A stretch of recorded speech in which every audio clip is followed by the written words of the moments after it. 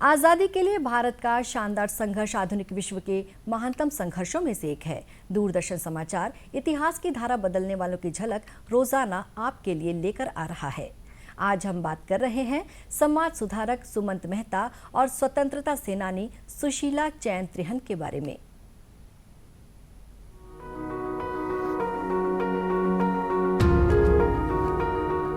आज की कड़ी में हम स्वाधीनता सेनानी और समाज सुधारक सुमित मेहता का स्मरण कर रहे हैं। उनका जन्म 1 जुलाई 1877 को गुजरात के सूरत में हुआ था।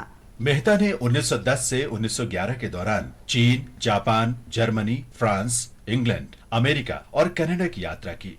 इस दौरान वे मैडम कामा, श्यामजी कृष्ण वर्मा और वीरेंद्र नाथ चट्टोपाध्याय जैसे भारतीय क्रांतिकारियों से मिले। इन बैठकों से उनकी विचारधारा का विकास हुआ और वे स्वतंत्रता संघर्ष में शामिल होने के लिए प्रेरित हुए। वे रामकृष्ण परमहंस, स्वामी विवेकानंद और उमर खयाम के धार्मिक विचारों और कार्यों से प्रभावित हुए। गोपाल कृष्ण गोखले से प्रभावित होकर Sumit Mehta servants of India society से जुड़े और शेष जीवन जन सेवा के लिए समर्पित करने का फैसला किया। सुमित मेहता ने 1927 में गुजरात में बाढ़ राहत कार्यों में भी भाग लिया। वे 1928 में बारदौली सत्याग्रह के दौरान अपनी पत्नी के साथ सरभों शिविर के प्रभारी रहे। उन्होंने 1929 में युवा सम्मेलन आयोजित किया। मेहता ने बड़ौदा प्रजामंडल के 2 सम्मेलनों की अध्यक्षता की। वे साबरमती, विसापुर और नासिक में 5 वर्ष तक जेल में रहे। उन्होंने किसानों, श्रमिकों और जनजातीय लोगों के कल्याण के लिए भी काम किया। जाने माने लेखक सुमित मेहता ने अपने जीवन के बारे में आत्मकथा के नाम से पुस्तक भी लिखी, जो उनके निधन के उपरांत 1971 में प्रकाशित हुई। उनकी अन्य पुस्तकों में समाज दर्पण और हालिह जमिन्ना गुलामो शामिल हैं। 15 दिसंबर 1968 को सुमित मेहता का निधन हो गया। आज हम राष्ट्रवादी सुशीला चैन त्रिहन का स्मरण भी कर रहे हैं। उनका जन्म 1 जुलाई 1923 को पंजाब के पठानकोट में हुआ था। सुशीला उत्साही स्वतंत्रता सेनानी और सामाजिक कार्यकर्ता थी।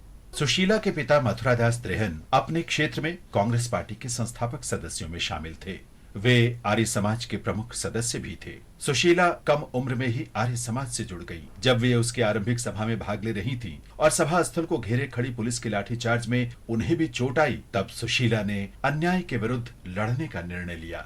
वे राजनीतिक कार्यकर्ता बन गई और 1941 में लंदन चली गईं। उन्होंने बीबी रघबीर कौर के साथ काम किया, जो पंजाब प्रांतीय विधानसभा में कीर्ति गदर पार्टी की सदस्य थी। सुशीला त्रिहन अंग्रेजों से लड़ाई के लिए शकुंतला आजाद के साथ भी शामिल हुई। भारत की स्वतंत्रता के उपरांत सुशीला त्रिहन ने बच्चों के लिए शिक्षा को प्रोत्साहन देना जारी रखा और बालिकाओं के लिए 3 विद्यालय और 1 सह शिक्षा विद्यालय खोला। वे डाडूवाल में अपनी ग्राम पंचायत परिषद की पहली महिला पंच थीं। उन्होंने व्यावहारिक धरातल पर दहेज, घरेलू हिंसा और जातिवाद की समस्याओं को दूर करने के लिए तथा अंतर जातीय विवाह के लिए संघर्ष किया। वर्ष 2011 में उनका निधन हो गया।